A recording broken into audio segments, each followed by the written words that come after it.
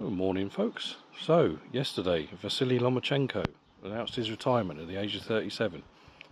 You know, I think he is absolutely fantastic. There's a lot of people out there who will criticise him, for anything. You know what people are like. They will criticise any fighter for anything. But what a fucking career this guy had, even from an amateur. I mean, two Olympic gold medals, one in Beijing, one in London. Obviously, that's where I don't really follow amateur boxing that closely. I do watch the Olympics and I watch the Commonwealth Games and things like that. But I remember him at those two Olympic Games.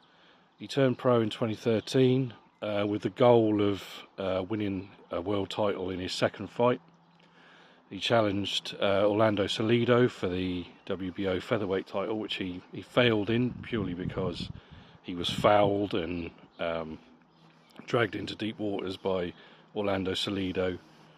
Lot of low blows, a lot of clinching, a lot of dirty tactics. That's what the pro game's all about. I'm not condoning that style of fighting, but that's the pro game. And the referee didn't control it, and it is what it is. And the decision went against Lomachenko, but he bounced back and he beat Gary Russell Jr. for the vacant WBO featherweight title.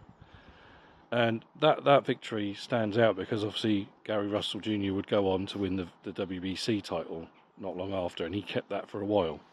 I know he didn't defend it very often, but he did keep it for a while. He made a handful of defences of the WBO featherweight title, jumped up in 2016 to super featherweight, knocked out Roman Martinez. Now, he was a decent fighter, very underrated. Not a lot of people talk about him. Knocked him out in 5, and then he went on a great streak after that. There was some classic moments, fantastic resume. Nicholas Walters, he made him quit. Now, Nicholas Walters at the time, I thought he was on his way to the top. I thought he was going to be the next big thing at the time. He had some decent victories, WBA featherweight champion, all that. And he quit against Lomachenko. He just had nothing. He just had nothing in that fight against Lomachenko. And no shame in it. I'm not having a go at the guy. I mean, he just had nothing. And Lomachenko had an answer for him and was beating him up. And he just quit. And his career, that kind of virtually ended his career, really. Then, of course, there was the big one, Guillermo Rigondeaux, the top Cuban, very, very highly skilled Cuban. Again, Lomachenko forced him to quit. So that was in defence of his WBO super featherweight title. In 2018, I'm just checking my notes to get the years right, he jumped up to lightweight. And one of my favourite fights of his, I can watch it over and over again, was when he challenged Jorge Linares, another underrated fighter that I really enjoyed watching. He was actually put down on his arse, was Lomachenko. He was knocked down by a straight right hand. Got up. I think it was the first time he'd ever been put down as a pro. Got up, worked away, stopped Linares, took the Ring Magazine lightweight title and the WBA title in that one. Just cementing the legacy. I mean, he was a 3-weight world champion in such a short space of time. Beat Jose Pedraza later that year to add the WBO title to his resume. 2019, he beat Luke Campbell, came over to the UK to beat Luke Campbell. Now, Luke Campbell was totally outmatched, outgunned in that fight, but he was so brave. He was so brave. I'm a big fan of Luke Campbell. I thought when Luke Campbell turned pro, I thought he would be the next big thing in this country, but it's just unfortunate. If he was around at a different time, maybe he would have won multiple world titles, but it's just unfortunate he was around at a time when Jorge Linares and Vasiliy Lomachenko were around. So he won the vacant WBC title with that one. He was on his way to undisputed, and then he faced the following year during COVID, the old empty arenas and all that, Teofimo Lopez, and he lost that fight.